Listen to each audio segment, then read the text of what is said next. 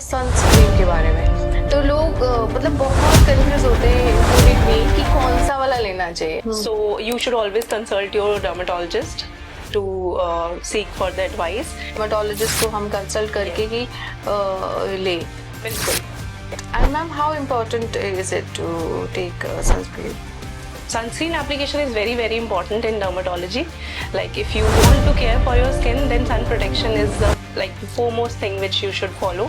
Right ma'am, हम लोग आजकल यूट्यूब में देखते काफ़ी लोग बोलते हैं you know how to take care of skin and what to apply what not to apply. क्या हमें वो सुनना चाहिए या उसको यू नो यूज़ करना चाहिए? What you think?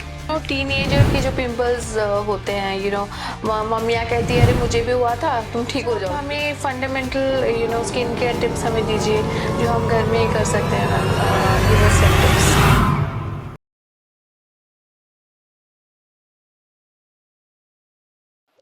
Hi everybody, आज हम एक और इंटरेस्टिंग पॉडकास्ट लेके आए हैं डॉक्टर निहारिका दीक्षित के पास, जो एक डर्मेटोलॉजिस्ट है। तो चलिए सुनते हैं कुछ स्किन केयर के बारे में इंटरेस्टिंग बातें।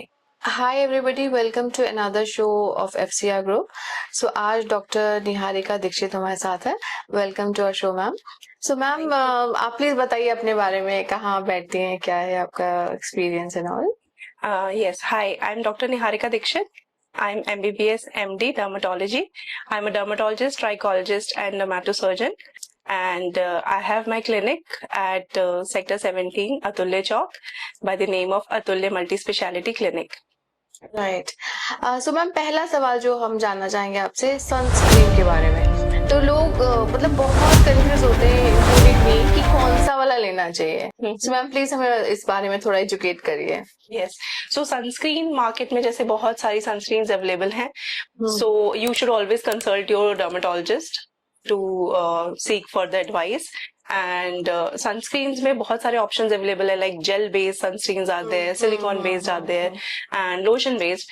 So I can tell you a general idea about sunscreen. So आप क्या कर सकते हैं, like SPF is the first and the most important thing which you should check before buying any sunscreen. Right. So you can buy any sunscreen which is SPF like 30 and above. So वो आप ले सकते हैं। इसके अलावा जैसे मैंने बताया फॉर्मुलेशंस बहुत सारी अवेलेबल है। सो जेल बेस्ड सनस्क्रीन अगर आपकी बहुत ऑयली या एक्ने प्रोन स्किन है तो that will work for you. And otherwise अगर आपकी ड्राई स्किन है तो आप ले सकते हैं lotion based sunscreen. And silicone based sunscreen are also there, so which are also very good for combination skin और ऑयली स्किन। सो मतलब ऑप्शंस है, but as per your skin जो भी है आपका टाइप है, you should go for it. But better I think एक dermatologist को हम कंसल्ट करके ही ले। बिल्कुल, डर्मेटोलॉजिस्ट को कंसल्ट करना बहुत जरूरी है, बिकॉज अगर हम रॉन्ग प्रोडक्ट्स यूज करते हैं तो इतना इफेक्टिव भी नहीं रहता है और साइड इफेक्ट्स भी हो सकते हैं। So for sunscreen also you should consult. And ma'am how important is it to take sunscreen? Sunscreen application is very very important in dermatology. Like if you want to care for your skin, then sun protection is the like foremost thing which you should follow. So sunscreen application is very important. So you should buy a good quality sunscreen after discussing it with your doctor, and then you should apply it frequently. Like every 2 to 3 hours you should apply if you are like continuously exposed to the sun. Yes, and you should have physical protection also. You should cover your face, or you should carry umbrella, wear goggles and all. So this is also very important. Yes, because sun protection is very important. Otherwise there will be tanning, there will be discolorations, and sometimes early aging is also there. And sometimes there is like skin reactions can also be there because of sun exposure. Right, so it is I mean मतलब almost mandatory है to use. बिल्कुल, वो अपने daily routine में आप sunscreen application को जरूर add करें। राइट मैम, हम लोग आजकल यूट्यूब में देखते काफी लोग बोलते हैं you know how to take care of skin and what to apply what not to apply. क्या हमें वो सुनना चाहिए या उसको यू नो यूज करना चाहिए? What you think?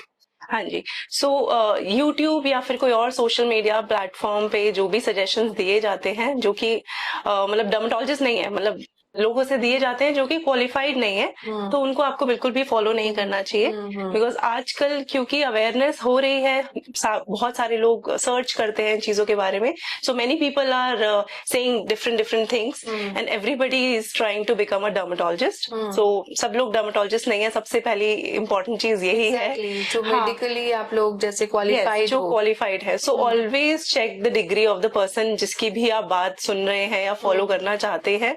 So at least MBBS MD होने चाहिए या फिर DNB। सो यही एक पर्टिकुलर डिग्री है जो कि हमें डर्मेटोलॉजिस्ट बनने के लिए क्वालिफाई करती है। So this is very important. और अदरवाइज सजेशन जैसे यूट्यूब में अगर कुछ भी दिए जाते हैं तो उनको फॉलो नहीं करना चाहिए, बिकॉज कई चीजें किसी एक पर्टिकुलर पर्सन को सूट करती है, उसके लिए इफेक्टिव होती है। हो सकता है मैम। यस बिल्कुल, हाँ जी। तो कुछ चीज अगर किसी को सूट कर रही है तो जरूरी नहीं है कि वो आपको भी सूट करेगी। So you should not do this. सबकी स्किन अपनी अलग है, सबकी कंडीशंस और जहां आप रह रहे हो वेदर कंडीशंस डिफरेंट है। So if somebody is suggesting you from Delhi और आप कहीं और हो, साउथ इंडिया में हो या किसी और पार्ट ऑफ द वर्ल्ड में हो, सो वो सबके लिए सेम चीज एप्लीकेबल नहीं है। तो वो चीज बिल्कुल नहीं फॉलो करनी चाहिए। बिल्कुल। अच्छा मैम, एक और चीज जो टीनेजर के जो पिंपल्स होते हैं, मम्मियाँ कहती है अरे मुझे भी हुआ था, तुम ठीक हो जाओगी। Yes. तो ये क्या सच है और कैसे इसको हम लोग ठीक कर सकते हैं पिंपल्स को? बिल्कुल। So teenager acne is a big problem और आजकल ये और ज्यादा बढ़ गई है बिकॉज ऑफ द लाइफस्टाइल की, जैसे आजकल जंक फूड, जंक फूड इतना इजीली अवेलेबल है तो बच्चे ज्यादातर डेली बेसिस पे वो खाने लगे हैं। तो ये चीजें टीनेज में ज्यादा हो रही हैं, तो उसकी वजह से ओबेसिटी, पिंपल्स या PCOS के इश्यूज ये भी आ रहे हैं। Hair fall ma'am. यस बिल्कुल, hair fall and even hirsutism, like excessive hair growth आपके फेस पे जो आ जाती है गर्ल्स के, तो वो सारे इश्यूज भी आ रहे हैं। बट ये सब कुछ ट्रीट करना जरूरी है। मतलब अगर सिर्फ पिंपल भी आ रहे हैं सो वो भी इम्पोर्टेंट है। मतलब उसे ये नहीं सोचना कि ये तो हार्मोनल है, टीनेज में सभी के होते हैं तो ये ठीक हो जाएंगे, ऐसा नहीं होता। किसी के अगर माइल्ड पिंपल्स हैं तो वो कई बार अपने आप भी ठीक हो जाते हैं, बट अगर किसी के परसिस्टेंट है, काफी लंबे टाइम तक चल रहे हैं पिंपल्स, या फिर वो काफी बड़े बड़े पिंपल्स आ रहे हैं, या फिर ज्यादा प्रॉब्लमैटिक उनको लग रहा है, पेनफुल पिंपल्स हैं, तो जरूर कंसल्ट करना चाहिए। अदरवाइज वो स्कार्स छोड़ देते हैं, गड्ढे बन जाएंगे आपके चेहरे पे, या फिर पिगमेंटेशन आ जाती है। सो स्कार्स का ट्रीटमेंट और ज्यादा लंबा खिंचता है और ज्यादा एक्सपेंसिव एंड इन्वेजिव भी होता है। बिल्कुल। तो पिंपल्स को हम इजीली मेडिसिन से ट्रीट कर सकते हैं, बट स्कार्स वगैरह के लिए हमें प्रोसीजर्स के लिए ही जाना पड़ता है। यस, सो इसीलिए टाइमली ट्रीटमेंट पिंपल्स का बहुत जरूरी है। अच्छा मैम, ये लेजर हेयर रिमूवल जो है ये कितना सेफ है? Laser hair removal is also pretty much safe, बिल्कुल ही सेफ है आई वुड से। बट उसमें स्किन टाइप चेक करना, और वही आप क्वालिफाइड डर्मेटोलॉजिस्ट से कंसल्ट करके then you are taking the sessions. आजकल ब्यूटी पार्लर्स में भी beauticians, yes, they have become dermatologists and they are doing these procedures, but they have not read the books, so they don't know about the skin type. So क्या parameters use करने चाहिए हमें किस particular skin type में, so वो सबसे important चीज होती है। अदरवाइज प्रॉब्लम्स हो सकती हैं, बट अगर आप क्वालिफाइड डर्मेटोलॉजिस्ट से लेजर सेशंस ले रहे हैं then it is completely safe and very very effective. So जो हमारे हेयर हैं उनके, अगर जैसे किसी के थिक हेयर हैं तो वो काफी जल्दी ही बहुत फाइन हो जाते हैं, नंबर ऑफ हेयर रिड्यूस हो जाते हैं, सो बहुत कंफर्टेबल लाइफ हो जाती है if you are going for laser hair reduction. Otherwise other like general population अगर हम बात करें तो हेयर अगर है तो कहीं भी जाना है तो आप you need to think, girls को हमेशा सोचना पड़ता है कि हाँ आप क्या वैक्सिंग के लिए जाएं पहले या फिर कुछ। हाँ तो पेनफुल और ये पेनफुल होता है मैम? पेनफुल एज सच नहीं होता, like slight pin prick sensation is there, हाँ जी, which is also very much manageable, ऐसे बहुत ज्यादा नहीं होती है। And also it depends on the type of machine. So here we are using a very good machine with a cool tip, so there is no pain, so it's completely painless and very soothing and effective. Right.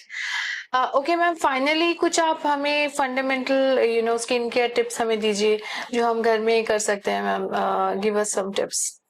Yes, so tips के लिए तो I would suggest कि घर में तो करिए आप, but घर का कोई भी चीज आपको यूज नहीं करनी है, because many people are using besan, many patients are coming, besan and all, हाँ ना? बेसन दही, दही। सो दे से कि बहुत सालों से तो हमने कुछ यूज ही नहीं किया हाँ, सोप हाँ। और face wash, we are just using besan once in a while और दही एंड ऑल।